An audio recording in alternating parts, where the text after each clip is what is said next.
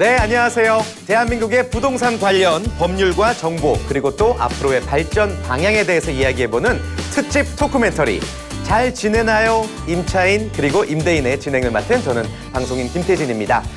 오늘 이 시간 짧은 시간이지만 대한민국의 최대 관심사죠. 이 부동산 정책의 어제와 오늘 그리고 또 앞으로까지 나아가서는 해외 사례까지 살펴보는 시간 준비해봤습니다. 자, 저와 함께 해주실 분들 소개해드리겠습니다. 먼저 대한민국 부동산에 관해서는 이분을 따라올 자가 없다고 생각이 듭니다. 부동산 관련 법령이 개정이 됐다, 정책이 바뀌었다 하면은 뉴스, 시사, 라디오 할 것 없이 가장 많이 등장하시는 분이죠. KB국민은행의 박원갑 부동산 수석 전문위원님 나와주셨습니다. 안녕하세요. 네, 안녕하십니까.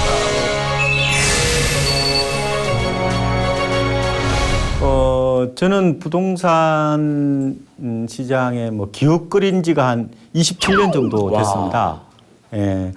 그러니까 요즘처럼 시장이 이제 이렇게 급변하는 것은 흔치 않았던 것 같아요. 네. 그래서 좀 더 시장을 바라볼 때 균형적이고 나름대로 중심을 잡을 수 있도록 제가 오늘 여러 가지 좀 팁을 말씀을 드리도록 하겠습니다. 네, 기대하도록 하겠습니다. 자, 이어서 오늘 부동산에 관한 다양한 법률 상식을 전달해 주실 분이십니다. 이분 또한 방송은 물론 다양한 매체를 통해서 칼럼 등을 게재하고 계시거든요. 그야말로 다방면의 재주가 많은 변호사십니다. 박민성 변호사님 나와주셨습니다. 안녕하세요. 예, 안녕하세요. 과차를 좀 해주신 것 같은데 저는 법무법원 에이스의 박민성 변호사라고 합니다. 요즘에 이제 부동산 가격의 문제로 인해서 상당히 문제가 많은데 실질적으로 임대차와 임대인의 관계에 대한 법률 자문이라든지 아파트에 대한 세금 문제라든지 여러 가지 좀 자문들이 오고 있습니다. 그래서 오늘 이 시점에 있어서 지금 어떤 질문을 편안하게 제가 보는 시각에서 법률 상식이라든지 이런 말씀을 드리도록 하겠습니다. 네, 역시 기대하도록 하겠습니다. 자, 그리고 지금 이분이 부동산 이야기를 하는데 왜 나오셨을까 좀 의아해하시는 분들도 계실 것 같습니다. 왜냐하면 이분이라면 외국인의 시선에서 이 대한민국의 부동산 현황을 조금 더 객관적으로 이야기해 주시지 않을까라는 바람에서 저희가 또 어렵게 섭외를 했습니다. 방송인 럭키 씨, 안녕하세요. 안녕하세요. 나마스테, 반갑습니다. 인도 출신 한국 살림 26년차 럭키입니다. 오늘 진짜 망성하면서 이런 섭외가 왔을 때 내가 여기 와서 무슨 얘기를 할까 되게 막 고민했었거든요. 근데 마침 여기 와보니까 이렇게 전문가분과 같이 있으니까 열심히 조금 공부하고 가야 되겠다. 잘 왔다고 생각이 듭니다. 잘 부탁드리겠습니다. 아이고, 그래요. 잘 부탁드립니다. 세 분 모두. 실례되는 질문인지 모르겠지만 지금 살고 계신 지역은 살고 계신 집은 주거 형태가 어떻게 월세인가요? 전세인가요? 아니면 자가 소유신가요? 이거를 되게 아픈 얘기예요. 제가 4년 전에 지금 있는 아파트를 샀었거든요. 2016년에 그거를 매매해서 2017년에 한국에 살다 보니까 처음에 대사관에서 문자가 오더라고요. 약간 북한이랑 좀 문제가 그때 있었거든요. 박근혜 대통령도 이슈도 있었고 그래서 주변에 있는 외국인들이 약간 부동산을 파는 게 좋겠다. 2017년에 지금이 다 내려갈 것이다. 아이고. 그래서 되게 급한 마음에 얼마 올리지도 않은 거를 매물을 팔았어요. 그때부터 엄청 올랐는데. 저는 그때 팔고 내려가면 다시 사면 되니까 했는데 그때부터 계속 월세 내고 살고 있습니다. 정말 이름만 럭키지 언럭키예요. 부동산은 언럭키네요. 정말. 한국성 런치예요. 그래요. 이따 또 이야기 나눠주시겠지만 이렇게 26년 동안 한국 생활하면서 한국의 부동산 한마디로 표현하자면 럭키 씨 어떠세요? 한국 부동산은 럭키 부동산이잖아요. 별이 아닙니다. 사실 한국 부동산이 외국인한테 제일 특이한 거는 일단 한국의 보증금이라든지 이런 게가 인도에 없거든요. 제가 인도 기준으로 봤을 때 약간 그게 제일 특이했어요. 네, 좀 전세 제도가 외국인들 입장에서 굉장히 생소하지만 또 그만큼 신기한 그런 제도라고 생각이 듭니다. 대한민국에 살고 있는 사람이라면 남녀노소 그리고 한국인 외국인 할 것 없이 부동산이 정말 생활과 밀접하고 또 그만큼 민감한 문제임에 틀림없습니다. 특히나 요즘에는 영끌, 패닉 바잉 같은 단어들이 부동산 시장 관련해서 많이 언급되고 있어요. 이런 이야기는 다시 말하자면 전쟁터나 카오스의 속이 아닌가 생각이 들거든요. 자, 이렇게 많은 정책의 변화가 있었는데 과연 저희들끼리의 이야기만이 아닌 우리 체감하고 계신 시민들의 이야기를 저희가 또 들어봐야 될 것 같아요. 시민들은 부동산 정책의 변화 그리고 또 지금 대한민국의 부동산 시장에 관련해서 어떠한 생각 갖고 계신지 저희가 영상으로 담아봤습니다. 함께 보시죠. 관심은 있는데 잘 몰라서 네, 그런 상태예요. 가격 이렇게 시세 같은 거 보면은 지금 거품이 너무 심해서 그래서 그래서 이제 비싸고 못 산다는 정도만 인식하고 있습니다. 지금 제가 서울에서 일하면서 이제 이모네 집에 얹혀 살고 있으면서 이제 좀 방을 구하려고 알아보면서 이제 뭐 방값이나 그 정도만 알아보는 정도라서 좀 관심이 생기고 있는 단계인데 조금 정확하게 이제 알지는 못하고 있어요. 바로 제가 지금 얹혀에 살고 있는 그런 상황이다 보니까는 좀 이제 방을 구하려고 알아보고 있는데 이제 생각보다 방값이 너무 비싸다 보니까는 그것 때문에 이제 좀 가장 큰 고민이 있어요. 알아보다가 몇 번 접고 이런 적도 많아가지고 2점 아래로 네.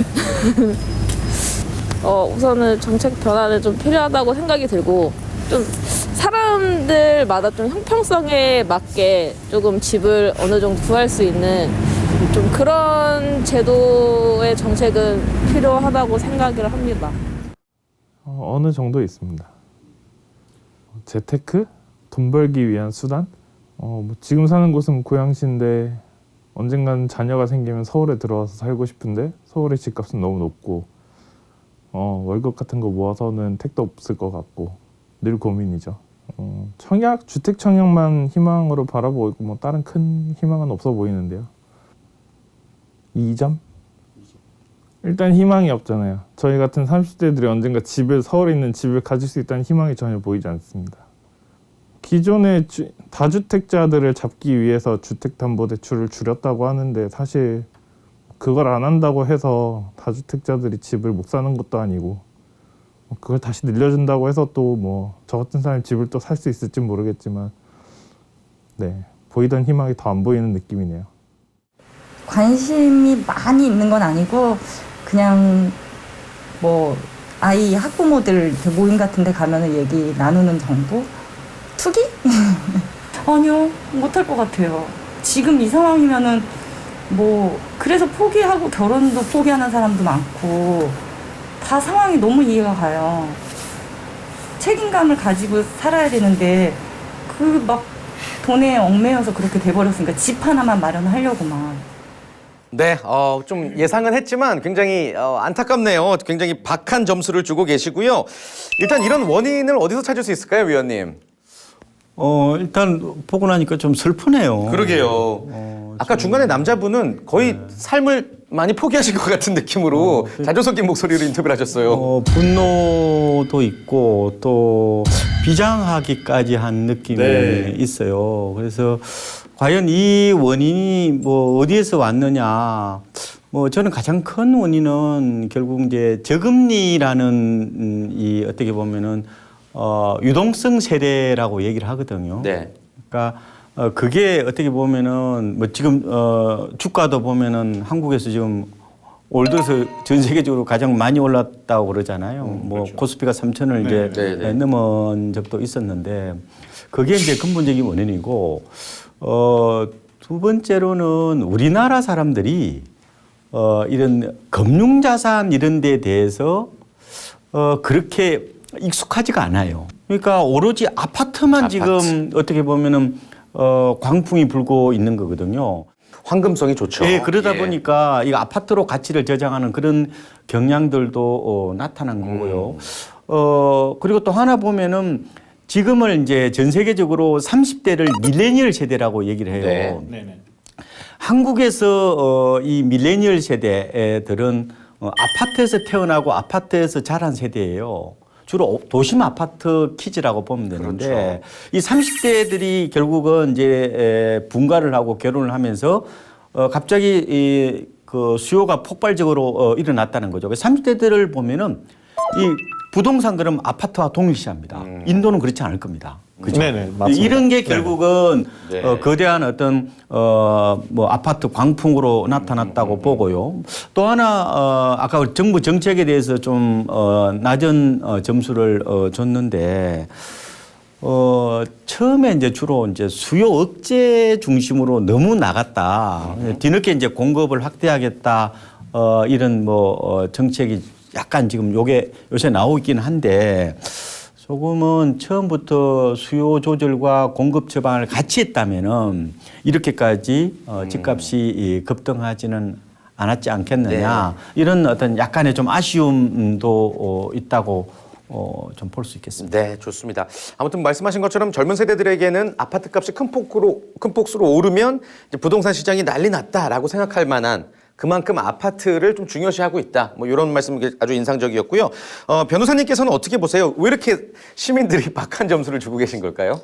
전 먼저 결론적으로 좀 말씀을 드리면 희망이 좀 상실된 것 같다. 아파트의 값이 높아지고 또 이번에 상당히 많은 정책 변화에 따라서 정책을 하는데도 불구하고 집값은 오히려 폭등을 하고 오히려 집도 구하기 어려워지고 절세도 많아지고 하다 보니까 사실상 희망이 상실됐기 때문에 박한 점수를 줄 수밖에 없다. 이 인터뷰는 어떤 분들한테 물어봐도 똑같은 얘기가 나올 수 있을 것 같아요. 저도 예전에 어떤 분이랑 뭐 그냥 아주 가벼운 자리에서 가볍게 부동산 시장을 얘기했는데 그분이 하신 말씀이 야, 살려니 취득세, 팔려니 양도세, 물려줄려니 상속세. 그래서 모든 게 걱정이다. 뭐 이런 말씀하셨던 기억이 나거든요. 럭키 씨의 이야기가 궁금합니다. 외국인으로서 한국에 살고 있는 사람으로서 또 한국의 부동산 시장이나 정책 좀 점수를 매기자면 좀 어떻게 주고 싶으세요? 저는 사실 점수를 몇 점 주는 게 보다는 지금 정책이 조금 늦지 않을까라는 느낌이 있어요. 지금 정책이 좀 늦은 정책 같다. 왜 그렇게 얘기했냐면은 이거 인도 기준을 좀 비교해 보자면은 제가 4년 전에 아파트를 샀을 때 깜짝 놀랐어요. 왜냐하면은 주택 대출을 알아보러 가니까 그때가 2.5에서 3.5 사이였어요. 금리가. 네, 금리가. 인도는 4년 전에 제가 집을 샀을 때 12%였어요. 주택 대출이. 금리가 12%예요. 12%. 그리고 진짜 콜레트럴 이렇게 담보를 잘해봤자 50%에서 60% 안 나와요. 그러니까 사실 인류가 제일 필요한 게 먹을 거, 입을 거, 자기가 살아야 될 공간이 필요하잖아요. 그렇죠. 그러니까 누구나 필요하기 위해서 이 정책을 세워야 되는 게 제일 중요하긴 하지만은 물론 필요한 사람들한테 이 아파트가 다 이렇게 공급되게끔 이렇게 정책을 만들었지만은 아마 투자하는 사람들한테 이게 옛날에 이런 정책이 조금 더 도움이 되지 않았을까. 지금 또 저도 주변에서 얘기 들어보면은 실제로 필요하는 사람보다는 진짜 돈이 있는 사람들이 약간 갭 투자 통해서 이렇게 또 많이 해서 이 바람이 좀 올라가지 않을까. 그렇죠. 그래서 조금 실제로 필요한 사람들은 약간 점수를 좀 낮게 주고 입장을 바뀌어서 아마 아파트를 여러 대 갖고 있는 사람들한테는 아마 5점에서 5점 주지 않을까 싶어요, 사실. 그렇죠. 네. 뭐 방송에 나오지 않은 시민분들의 인터뷰까지 다 포함을 한다면 이분들의 궁금증이 이제 3가지 정도로 압축이 됩니다. 첫 번째가 뭐냐? 그래서 2021년 부동산 시장 전망 어떻게 하시는 건데요? 라는 질문. 그리고 두 번째가 전세난이 너무 심각합니다. 언제 안정이 됩니까? 라는 질문. 그리고 마지막이 이제 젊은 분들, 20대 후반에서 30대 초반이 특히 궁금해하는 부분인데 그래서 영끌에서 집이라도 지금 빨리 사야 되는 거예요? 라는 질문으로 이렇게 꼽아볼 수가 있겠습니다. 하나씩 한번 이야기를 나눠보죠. 위원님께서 보시기에 2021년의 부동산 시장 전망 너무 긴 얘기가 될 수 있겠지만 그래도 좀 줄여서 이야기하자면 어떻게 바라보시는지요? 전망을 다 알면은 제가 국민은행을 다니겠습니까? 이건 돗자리 펴도 잘 모르고요. 그렇죠. 다만 이제 확률적으로 좀 받아들이면은 대체적으로 올해는 소폭 상승할 가능성이 있다 이렇게 예상을 해보고 있고요. 그건 뭐 연구기관들마다 거의 공통분모라고 보시면 돼요. 그리고 아까 말씀하신 것처럼 지금 집 사는 이유가 전세 때문에 그랬거든요. 네네. 그러니까 전세 매물이 없으니까 뭐 집값하고 거의 비슷하니까 거의 비슷하죠. 떠밀려서 집을 사는 이런 수요. 이걸 이제 저는 전세 난 회피 수요라고 그래요. 그러니까 그게 여전하다 이런 점. 그리고 올해 또 아파트 입주 물량이 좀 많이 줍니다. 예. 그래서 아마 소폭 오를 가능성이 있는데 상승. 다만 아하. 저는 상고 하저 쪽으로 보고 있어요. 상반기 좀 오르고 하반기 때는 좀 어떻게 보면 이제 정체되는 양상. 예. 왜냐하면은 저는 개인적으로는 하반기로 가면 갈수록 금리 정상화 이런 얘기를 할 것 같아요. 네. 기준금리는 올리지 않더라도 시장금리는 약간 오를 수도 있고 그래서 하반기로 가면 갈수록 조금은 보수적으로 봐야 된다. 이런 말씀을 드리고 싶어요. 소폭 상승한다는 위원님 말고도 다른 연구기관에서도 항상 꼭 그 얘기가 나오는 것 같더라고요, 정말로. 네, 예, 좋습니다. 그리고 또 여러분들께서 궁금해하시는 부분이 이제 또 전세 관련 이야기인데 전세 난 하면은 꼭 따라오는 게 임대차 3법이더라고요. 마치 연관 검색어처럼. 임대차 3법에 대해서 뭐 많이들 알고 계시겠지만 혹시 박민성 변호사님께서 정리를 좀 해줄 수 있을까요? 예. 임대차 3법. 그 많이들 이제 알게 되실 텐데 알고 계실 텐데 임대 3법이라고 하는 거는 실질적으로 전월세 신고제, 전월세 상한제, 계약갱신 청구권제 이런 내용들이 포함된 거를 네. 통칭해서 임대 3법이라고 하는데 그러니까 순서대로 좀 잠깐 간략하게 좋습니다. 설명을 해드릴게요. 전월세 신고제라고 하는 거는 예전에는 부동산 거래에 대해서만 신고를 했습니다. 근데 지금은 이 법의 개정을 통해서 전세 계약이든지 월세 계약을 할 경우에는 관청에 신고를 한다는 거예요. 언제 계약을 했고 보증금은 얼마고 월세는 얼마고 이렇게 하게 되면 자동으로 예전에는 월세 계약, 임대차 계약을 하게 되면 관청에 전입 신고를 하지만 법적으로 보호받으려면 사실 계약을 가지고 또 확정일자를 받아야 됐거든요. 확정일자. 근데 이 경우에는 실질적으로 신고를 하면 확정일자까지 받는 효과를 받을 수 있다라는 거고요. 예. 그다음에 이제 전월세 상한제에 대해서는 주택임대차 보호법 개정을 통해서 5% 초과 안 된다. 1년 이내 증감을 했더라도 다시 1년 이내에서는 다시 증감 청구를 할 수 없다. 이렇게 제정을 했는데 사실상 이거는 주택임대차 보호법 시행령상에 있었던 내용이에요. 이거를 법으로 아예 명시화했던 거고요.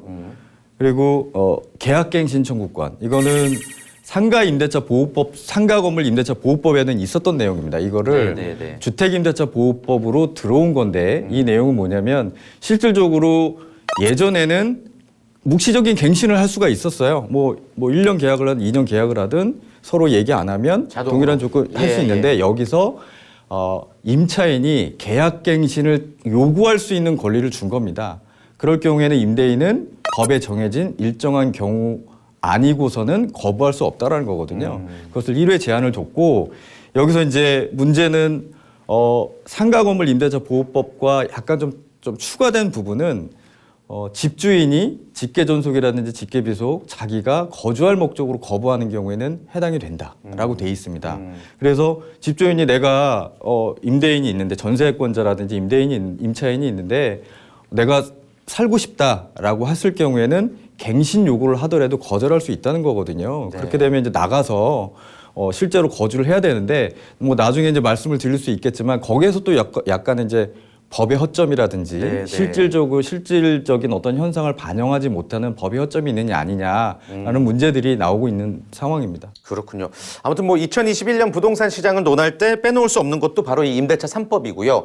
근데 중요한 게 저는 위원님께 여쭤보고 싶은 게 이게 결국에는 전세나 월세 사는 임차인들 보호하려고 만든 높으신 분들이 만든 법인데 오히려 이것 때문에 전세를 구하는 임차인들이 더 힘들어지고 있다는 얘기예요. 이건 어디서 원인을 찾아야 되는 걸까요? 이거는 이제 유통 물량이 줄어들면서 나타나는 현상이라고 보면 돼요. 그러니까 지금 기존 세입자들은 혜택을 누렸죠. 예. 그러다 보니까 이제 아까 말씀하신 것처럼 5%만 올려주면 되니까 오지간하면 뭐 재계약을 하지 않겠어요? 그렇죠. 그래서 재계약 비율이 임대차 3법 도입하기 전에 평균 한 57% 정도가 되었다고 그래요. 근데 지난해 11월 기준으로 보니까 70%까지 올라갔어요. 그야말로 씨가 말라가고 있네요. 그렇죠. 그러니까 예. 이게 뭐 재고, 스톡보다는 이 유량 혹은 흐름이라고 할 수 있는 플로우가 더 중요할 수 있다는 생각이 드는 거예요. 워낙 이게 임대차 시장의 틀이 완전히 바뀌어버리는 성격도 있어서 조금 구조적 역전세난 가능성도 저는 보고 있어요. 그래서 이게 조금은 올해 안에 끝나기는 좀 어려울 수 있겠다. 조금 더 진행이 될 거다. 예. 뭐 이렇게 저는 좀 걱정을 하고 있어요. 그렇습니다. 좀 더 지켜보면서 계속 상황을 살펴봐야 되는 그러한 상황이군요. 이제 지금 뭐 저희가 또 전세난 이야기 한참 나눠봤었는데 진짜 어려운 질문을 제가 또 위원님께 또 드려봐야 될 것 같아요. 결국에는 부동산 시장의 안정을 우리 모두가 바라고 있는 거 아니겠습니까? 그러기 위해서 필요한 것들 좀 우선순위를 꼽자면 뭐가 있을까요? 저는 무엇보다 심리적 안정이 필요한 것 같아요. 심리적 안정. 예. 국민들 말씀하시는 건가요? 아니면- 그렇죠. 네. 그러니까 대체적으로 지금 조바심 그리고 초조감 이게 결국은 사람들로 하여금 이게 쏠림 현상을 만드는 주요한 원인이거든요. 네. 그러니까 지금 집 안 사더라도 나중에 싸게 살 수 있는 기회가 충분히 있다 그러면은 급하게 막 이렇게 쏠리지는 않을 가능성이 있다. 모든 사람이 이게 상승 열차인데 이게 마지막 티켓이다 이런 생각을 하니까 조급해지죠. 그렇죠. 네. 그러니까 영끌 이런 얘기가 나오는데 그러니까 이 수요를 있잖아요. 집사려는 이제 수요를 이게 늘어뜨린다 그러죠. 이연시키는 어떤 그런 게 좀 필요하다. 제도 이전에 또 필요한 것들을 말씀을 해주셨습니다. 중요한 말씀이셨고요. 박민선 변호사님께서는 지금의 부동산 시장이 안정되기 위해서 우선순위로 필요한 것들이 뭐라고 생각하시는지요?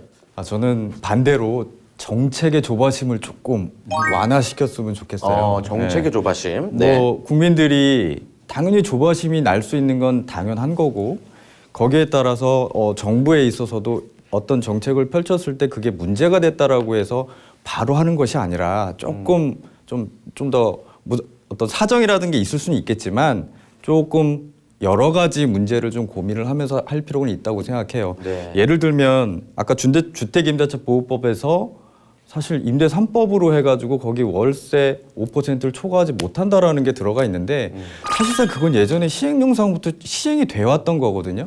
그러면 어떤 현상에 있어서 하나하게 부동산 집값이 상승한다라고 했을 때 어떤 정책 하나로 인해서 상승했다고 보지는 않습니다. 그걸로 인해서 실질적으로 뭐 전월세 신고해서 하게 되면 임대소득이 사실 불법적인 부분이 있을 수 있지만 뭐 드러나기 때문에 나중에 소득세가 드러나고 그러면은 임차인한테 전가가 돼서 유동성이 막 문제가 되고 대출이 그러니까 투기를 억제해서 대출이 규제하게 되면 여러 가지 문제로 인해서 된 게 만큼 사실상 정부에서도 이런 부동산 정책을 할 때 좀 어떤 일관성 있게 약간의 좀 여러 가지 부분에 대해 생각을 하고 그렇죠. 단편적인 것과 장기적인 거를 좀 나눠서 했으면 좋겠다는 생각을 좀 가지고 있습니다. 좋습니다. 자, 저희가 영상 하나를 더 준비했는데요. 지금 여러분들이 관심 갖고 계신 지금의 대한민국의 부동산 시장의 모습이 있기까지 그동안에는 과연 어떠한 정책들이 있어 왔나. 뭐 뭐든지 공과가 있기 마련이겠지만 뭐 정권별로 그 부동산 정책들을 저희가 정리를 해봤습니다. 도움이 되었던 정책도 있었고요. 또 실패로 돌아갔던 정책도 있었겠지만 정리를 해보면서 다시 또 이야기를 나눠보겠습니다.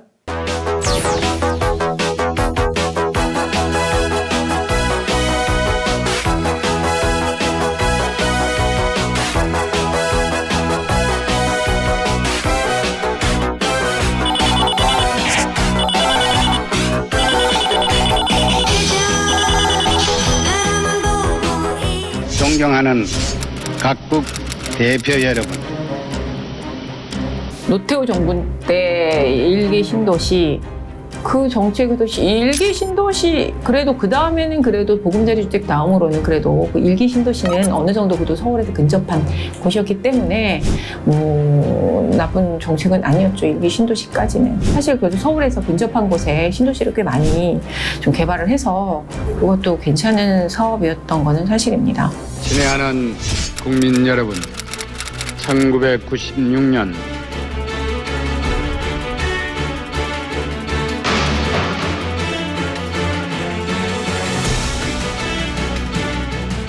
인권과 평화의 성지입니다. 노벨 평화상은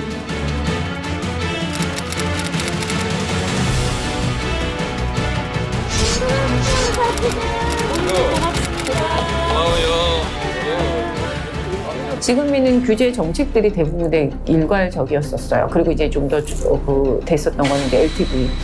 그러니까 주택담보대출, 대출 부분을 줄였다 놨다 하는 거 완화했다가 줄였다가 강화했다가 거기에다가 이제 DTI, 그렇죠?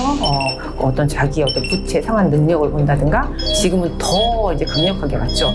저는 그래서 지금 어떤 지금까지 규제 정책들이 강력했을수록 주택 가격이 더 떨어지지가 않고 올랐었던 거 아닌가라는 생각이 좀 들어요. 가장 많이 올랐던 우리가 유명한 그 노무현 정부 시절에도 주택 가격이 가장 많이 올랐던 때였었고 지금도 마찬가지이고.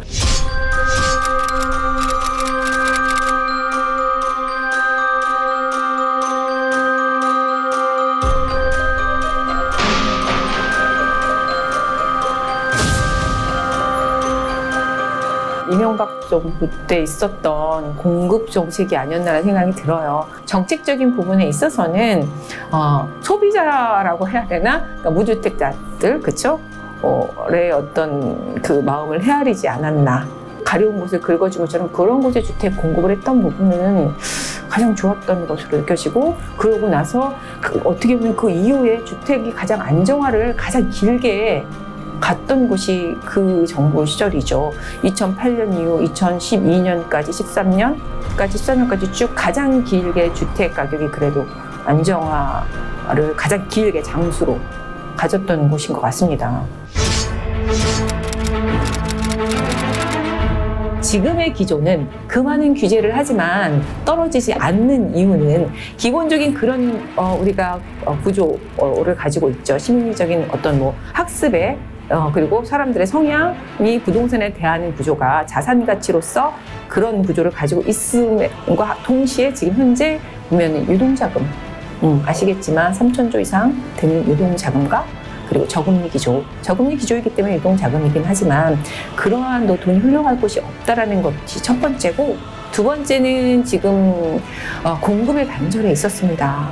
계속 그래도 서울 자체에도 한 5만 원 이상 그래도 평균적으로 쏟아냈었던 공급이나 전국적으로도 한 3만 원 이상씩 이렇게 내보냈던 공급 정책이 거의 단절되다시피 하면서 규제 정책으로만 일괄되다 보니 그 사이에 그 공백 기간들이 도리어 이제 공급의 단절로 되면서 더 희소하게 만들어 버리는 상황이 돼 버렸죠. 네, 잘 봤습니다.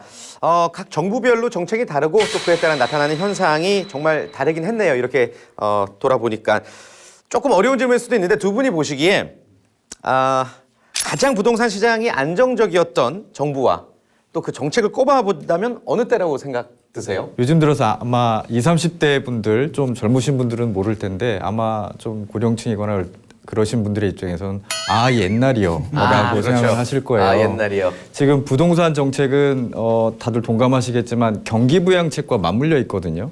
그래서 아까도 화면에서 보셨지만 전두환 정권 시대, 노태우 정권 시대 신도시 조성하면서 김영삼 정부 시대는 좀 안정화됐다. 그다음에 이제 IMF 때문에 폭락이 떨어지고 그다음에 이제 그걸로 인해서 김대중 정부에서는 또 주택 완화 정책을 펴기 시작했습니다. 회복시키려고. 예. 그래서 이제 노무현 정부 시대에서는 사실상 또 올라가니까 규제를 하는 거거든요. 그렇기 때문에 사실상 이 부분의 정책이 하나가 맞다 틀리다라기보다는 그러니까 좀 일관적인 측면에서 바라보고 정책을 폈으면 좋겠습니다. 아까도 그 화면에서 보신 것처럼 전 정권의 어떤 공급 정책에 대해서 있었다가 갑자기 단절돼서 그것도 하나의 원인이 될 수 충분히 있거든요. 네. 그래서 그런 부분들을 전체적으로 고려를 해서 좀 일관적으로 하는 게 좋지 않을까, 좀 그런 생각을 가지고 있습니다. 좋습니다. 근데 좀 약간 제가 어리석은 생각이긴 한데 우문이지만 좀 현답을 부탁드릴게요. 예전에 좋았던 정책 다시 도입하면 안 되나요? 그러면 좀 안정이 되지 않을까요? 지금 옛날 정책 거의 다 도입했어요. 다시? 그거보다 더 지금 수위가 높다고 보시면 되는데 지금은 취득세 자체가요. 네. 아까 투자 수요가 지금 시장의 과열의 주요 원인이라고 말씀하셨는데 지금은 집을 두 채 못 삽니다. 취득세매도 8%예요. 규제 지역에서는. 그렇죠. 보통 규제 지역이 아닌 곳은 6억 이하는 1%거든요. 근데 지금 8%죠. 지금 종부세 엄청나게 부담이 크죠. 또 양도세도 최고 세율이요. 예. 지금은 71.5%예요. 최고 세율이. 예. 그런데 6월 이후에는 82.5%입니다. 남는 게 없네요. 그래서 이제 그 집을 팔면요, 그 화장실 그 욕조하고 뭐 싱크대 요거만 내 거고 나머지는 전부다. 이게 나는 소액주주고 대주주는 전부 다 이런 얘기를 할 정도요, 할 정도인데 지금 과거에 뭐 도입했던 그런 규제 억제책은 다 끌어왔어요. 아니 그보다 더 이렇게 수위가 높다고 이렇게 보셔야 돼요. 좀 더 강하게 쪼였음에도 불구하고 예. 쉽지만은 않다라는 말씀이시군요. 알겠습니다. 자, 시청자분들께서 많이 해주신 질문들 저희가 다양한 범위에서 이야기 나눠보고 있는데요.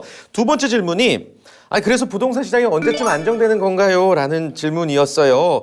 아까도 우리 박원가 위원님께서 말씀해 주셨지만 그거는 아무도 모르는 겁니다. 쉽게 예단할 수 없는 부분이지만 그래도 안정화되기를 저희 모두가 바라고 있죠. 예.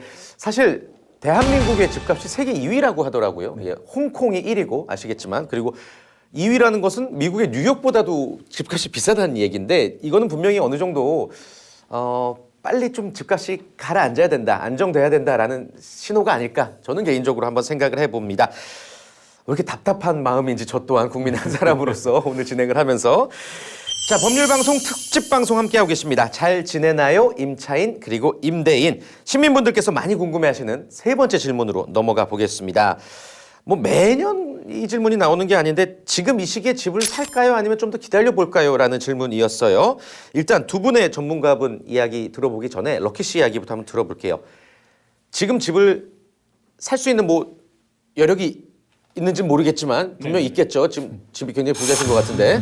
아무튼 없어요. 지금이라면 집을 사시겠습니까? 아니면 좀 기다리시겠습니까? 저는 지금이면 무조건 기다립니다, 사실. 우리나라에서. 왜냐면, 저도 이제 한국에 오래 살았고, 물론 뭐 아주 전문가는 아니지만은 그래도 이런 부동산에 관심도 되게 많고, 물론 실수를 했긴 했지만은 지금은 제가 왜 기다려야 된다고 하면은 지금 부동산 가격은 한 막부부가 살 수 없는 가격이에요, 사실. 결론이 이게 뭐 올린 거는 내가 뭐 집을 5개 가지고 있으면은 뭐 내가 10억 올리고 20억 올리고는 매매해야 되잖아요. 실제로 사야 되는 사람이 나타나야 되는데 이 정도 가격을 부담을 할 수가 있는지가 제일 중요하거든요. 절대적으로 너무 높다, 가격이. 네네네. 저도 지금 사는 동네에는 매물이 많이 올라갔지만은 실제 거래는 그 가격이 되는 데는 그렇게 많지는 않아요. 그래서 약간 조금 그런 시선에서는 조금 기다리고 또 정책도 많이 바뀌었잖아요, 최근에는. 뭐 세금도 많이 이렇게 하고. 그래서 좀 기다려봐서 좀 효과가 있지 않을까 싶습니다. 그렇군요. 기다리는 게 맞을 것 같다. 럭키 씨가 직접 상담을 오셨다고 생각하시고 두 분, 이 생각이 맞나요? 어떻습니까, 위원님? 집을 사는 것은 지금 단순하게 뭐 주거 공간을 마련하는 게 아니라 운명과의 백병전을 펼치는 거예요. 또 다른 이게 인생을 건 도박이에요, 지금. 이 집값이 한두 푼 하는 게 아니잖아요. 지금 기본이 서울 평균 아파트 가격이 지금 10억이 넘기 때문에 사실상 10억을 걸고 어떻게 보면 내 인생을 걸고 커다란 어떤 로또 하는 어떤 그런 불확실성을 띠고 있어요. 그래서 의사결정을 하기가 어려운 집값은 주로 고가주택을 중심으로 보면은 분명히 어깨로 와 있다. 그래서 조금은 조심해라. 다만 중저가는 조금 더 전세난 영향 때문에 오를 수가 있는데 단기 급등 지역은 피해라. 꼭 산다 그러면은 내 조건을 봐야 되는데 뭐 떨어지더라도 내가 뭐 크게 내 소득을 받으라도 큰 문제가 없습니다라고 하면은 뭐 그거는 못 하겠어요, 그죠? 사실은. 근데 은퇴를 꼭 하신다든지 할 경우에는 또 다른 이게 큰 도박이 될 수 있으니까 좀 신중하는 게 좋겠다. 이렇게 정리를 좀 해드릴게요. 여러 가지 상황을 꼼꼼히 따져보셔야 된다라는 거 다시 한번 말씀드리고요. 오늘 나누는 모든 이야기들이 결국엔 부동산 시장의 안정을 위한 우리들의 어떤 바람이 아닐까 생각이 들고요. 또 부동산 시장의 안정을 딱 생각해 보면 다양한 그림들이 있겠지만 뭐니 해도 임차인과 임대인이 이 적절한 균형을 이루는 게 아닐까라는 생각이 듭니다. 자, 그래서 이번에 보실 영상은요, 다른 나라의 경우를 한번 살펴보도록 하겠습니다. 임차인과 임대인이 적절한 조화를 이루고 있고 또 그 조화를 위해서 어떠한 정책을 펼치고 있는지 다른 나라의 경우 함께 만나보시겠습니다.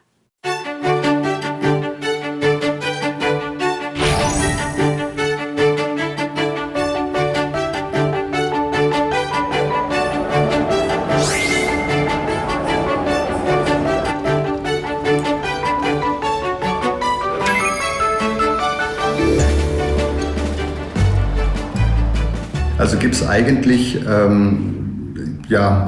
zwei Methoden. Es gibt einmal die normale Methode, dass man halt eine Wohnung oder ein Haus anmietet. Dahinter legt man eine Kaution, die meistens dann 2 Monatsmieten beträgt und man mietet unbefristet an. Also die Mietverträge sind sehr mieterfreundlich gestaltet. Das ist vom Staat her so gegeben, von der Gesetzgebung so gegeben. Und man mietet unbefristet an und genau. Und die zweite Methode gibt es auch noch, dass wir möbliertes vermieten, dass man, wenn man auf eine kurze Zeit an einem bestimmten Standort lebt, wenn man jetzt einen Jahresvertrag hat in der Stadt, wo man irgendwo arbeitet, dass man da auch ein Jahr wohnen kann. Das ist noch die zweite Methode, aber da kann man das ein bisschen begrenzen. Genau, aber hauptsächlich überwiegend ist die erste Methode, dass man ganz normal mietet mit Kaution. Also ich würde der deutschen Immobilienpolitik so 6 bis 7 Punkte geben. Einmal auf der einen Seite ist die Immobilienpolitik sehr mieterfreundlich gestaltet, also auch sehr sozial. Man versucht, die Mieten in der Höhe zu begrenzen, da es vor allem in so Ballungszentren in Deutschland, wo sehr, sehr hohe Nachfrage herrscht, nach bezahlbarem Wohnraum, steigen die Mieten halt sehr stark auch dementsprechend an. Und der Staat bemüht sich da schon sehr, die Mieten auf ein bezahlbares Niveau zu halten, was aber auch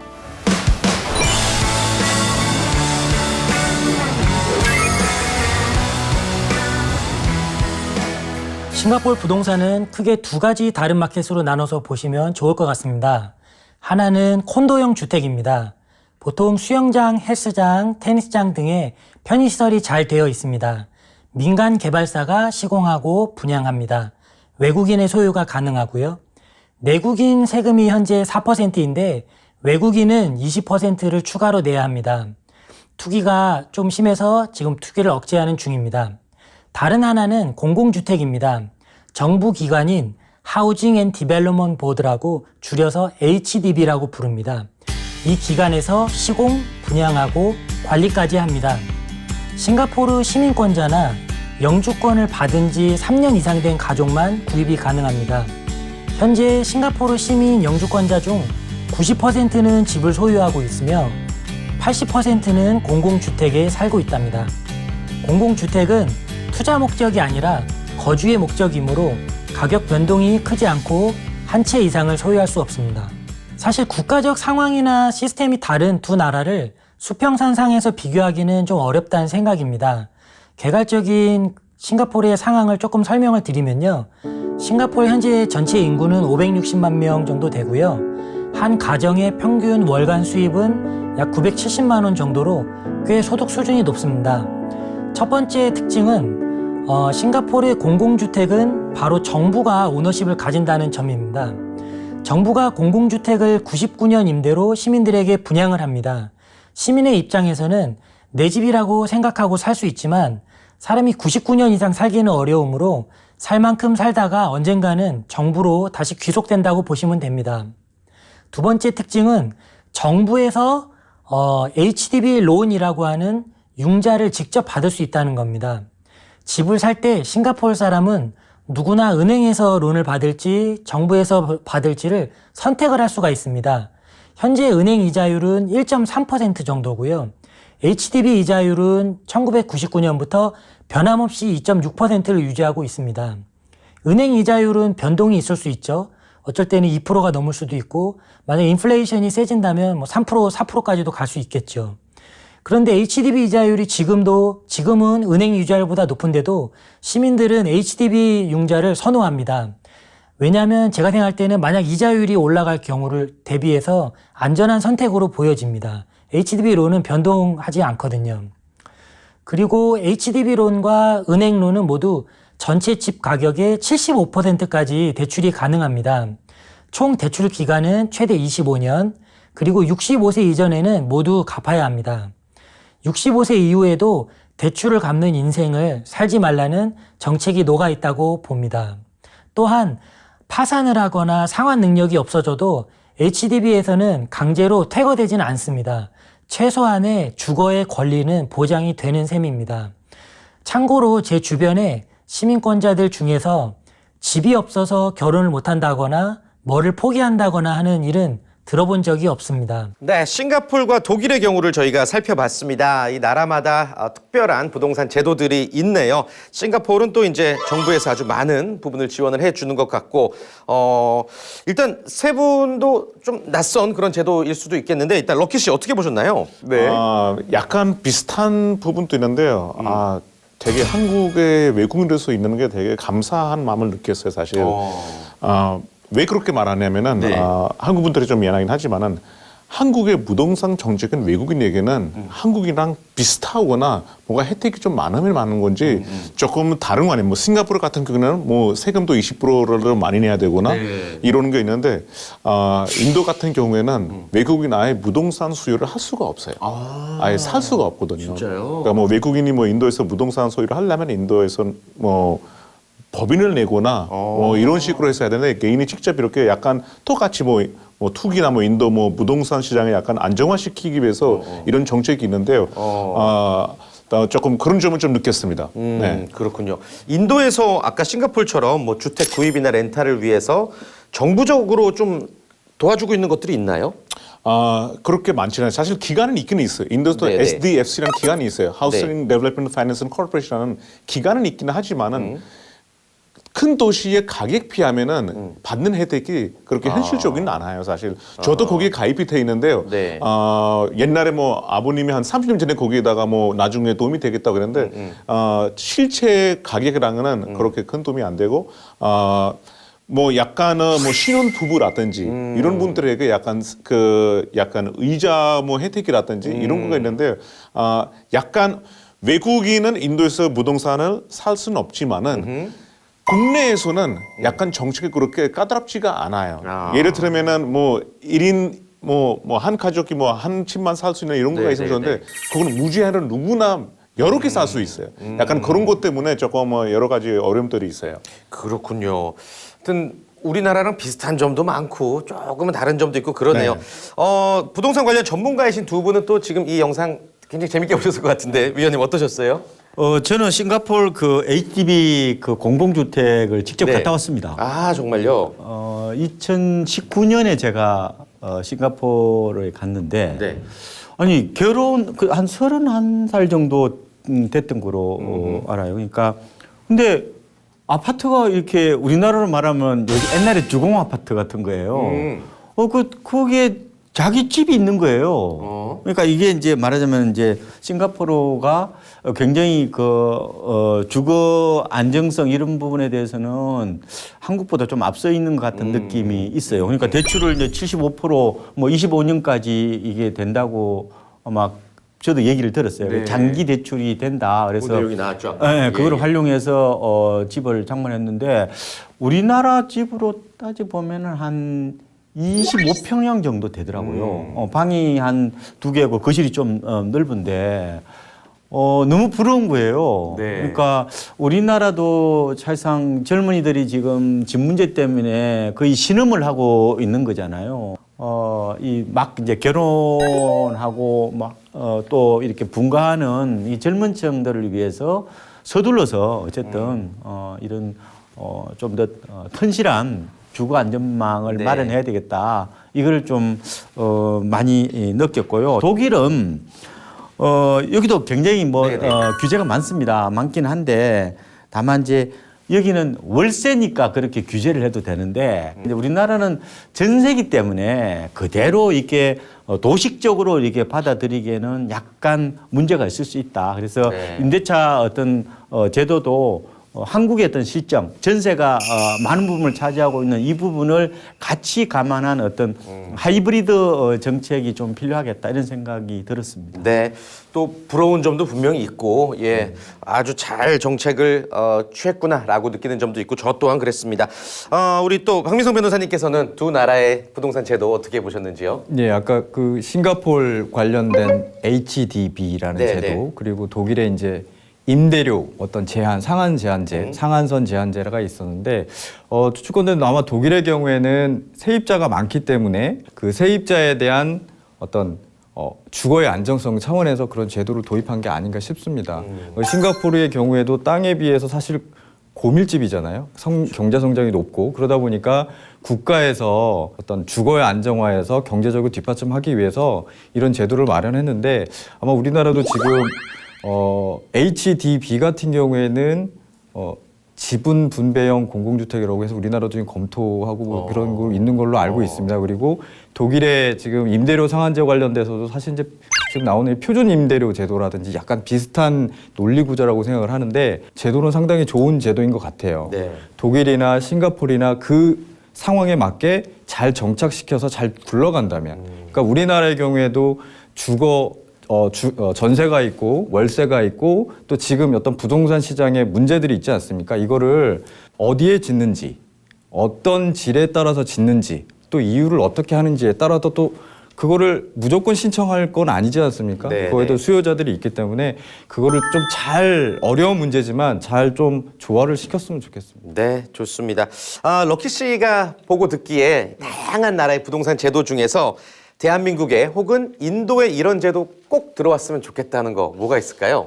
물론 뭐 그 나라별로 뭐 현지의 상황 따라 뭐 정책들이 다르겠지만 네. 뭐 인도는 인도로. 근데 제일 제가 뭐 인도도 뭐 제 나라이고 또 한국도 오래 살다 보니까 느끼는 점은 인도도 수도별로 뉴델리에다가 큰 인구가 몰아서 살라고 하고 있고 예. 한국도 다 서울에 몰아서 살라고 하잖아요. 그러니까 뭐 정책보다는 약간 서울처럼 약간 좀 다른 도시를 조금 뭐 우리가 위성 도시라고 하는 것처럼 약간 조금 저런 거 조금 인프라를 좀 개발하는 게 어떨까. 예. 인도도 사실 땅값이 올라가는 거는 인도 전체가 올라가는 게 아니라 델리 아니면 뭄바이 이렇게 큰 도시만 다 올라가다 보니까 조금 인구가 한쪽에만 몰아서 사다 보면은 네. 여러 가지 뭐 환경적인 문제가 생기고 하니까 조금 그런 쪽으로 좀 정책을 좀 만들었으면 합니다.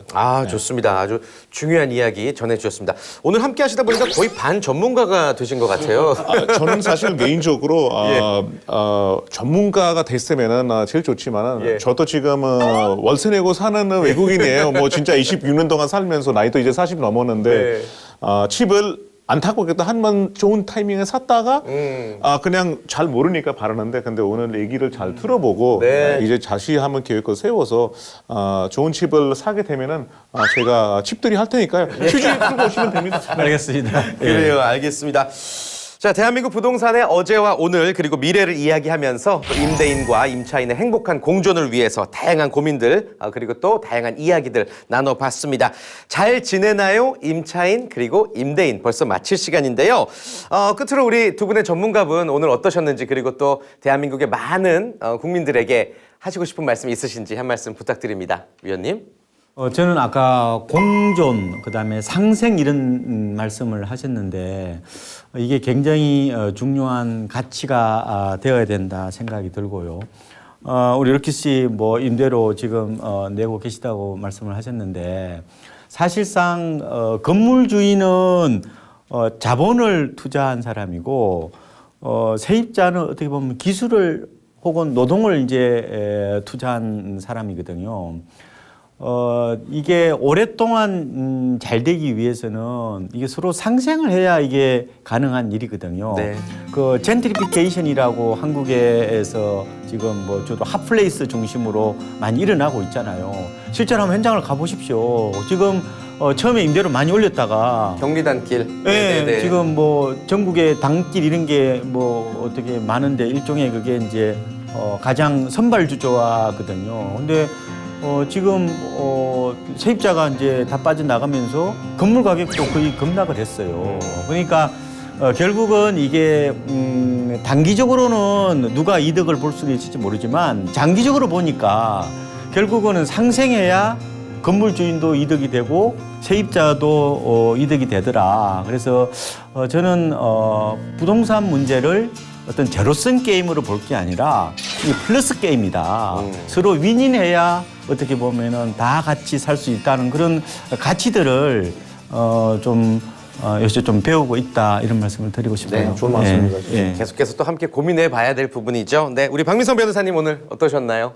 네, 위원님께서 너무 좋으신 말씀을 해주셔서 저는 지금 이제 부동산 정책으로 인해서 부동산만 생각하면 아마 마음이 되게 안 좋으신 분들 되게 많을 거고 또 코로나로 인해서 여러 가지 문제로 인해서 많이 힘드실 텐데 그 부분을 다시 한번 마음을 잡으시고 잘 앞으로 공존해 나가고 좀 희망스러운 생각을 가지고 앞으로 했으면 좋겠습니다. 네.